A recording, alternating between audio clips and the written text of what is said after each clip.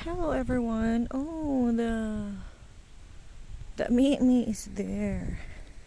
For today's video again, andito na naman tayo sa farm because we are farmers. I am farmer pala. After almost 2 weeks po na monsoon, rainy season, lumabas kami. Pero before kaming lumabas, you see the bilag there sa mga bahay-bahay.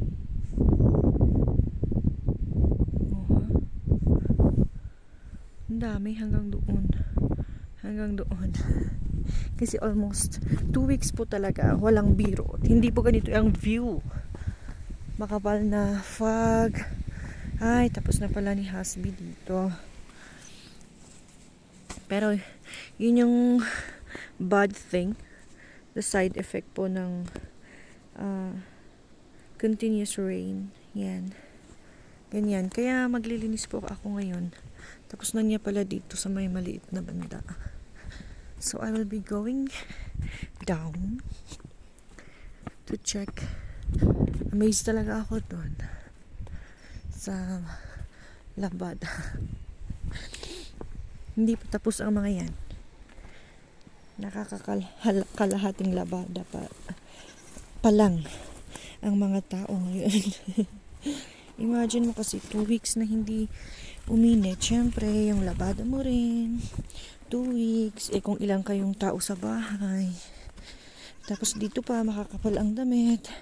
Pagkalabas basa. Pagkabalik ulit naman, pagkalabas papunta ng garden, ganun, basa na yung damit. Kasi kahit magkaputi ka, yung jacket, ganun, basa. Ang dami mong palitan mo yung pant. Buti kung mayroon kang yung pugon, yung fireplace. Kung mayroon ganun, sampay mo lang, tapos linisin, matutuyo. Ito guys, yung lilinisin ko. Na-forget ko yung instruction.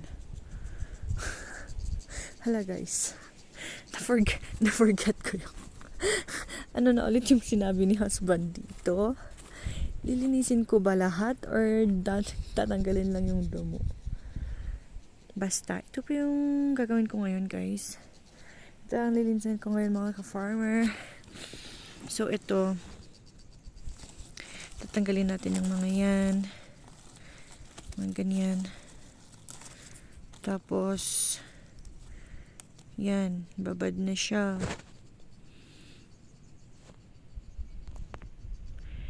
Kaya tatanggalin.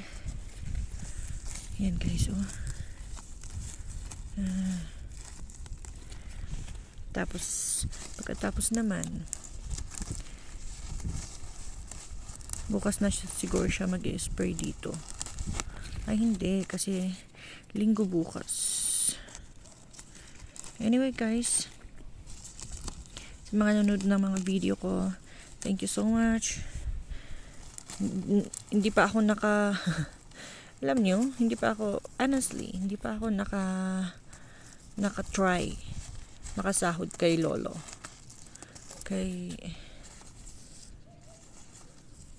Hindi ko pa naayos yung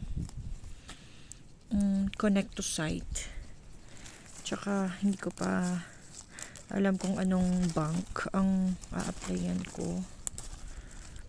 Mga ganun. Kaya kung may mga nanonood dyan, pa-advise naman. Ito guys, ganito lang po yung gagawin namin. Wala akong taga-video ngayon, kaya medyo single hand muna ako para i-flex ko lang kung paano kami maglinis. Yan, ganyan. Meron naman kaming gunting, pero kung mas prefer mo na ganyan lang, yung kamay mo ang gagamitin mo, okay rin lang naman din. Pero ang madadali po guys, or yung bibigay talaga, yung hinlalaki, yung kuko, yung masakit talaga guys, yung dito. Tapos alam niyo guys, share ko lang. Hindi po ako nanuntok ha. Kaya ako may band-aid dyan. Nag hand wash ako. Nagasgas yung ganyan. Nag hand wash ako ng medyas. Yan o, nagganyan siya, pero mas grabe kasi yung dalawa. Kaya yan lang yung nilagyan ko. Oh guys, ngayon lang talaga after 2 weeks talaga, ngayon lang talaga uminit ng ganito. Kaya yung na-flex kong labada kanina, ay nako, baka kung hindi linggo bukas ganun ulit. Yan, may nagka-harvest. Ay, I love the view talaga guys, and I'm thankful na nakikita natin yung mga ganitong view just around us, around me. Kaya share ko rin, flex ko rin. Yan guys, so Tran. Yan guys, yan mga ka-farmer, maglilinis na po ako, kaya bye bye for now. Thank you so much for watching.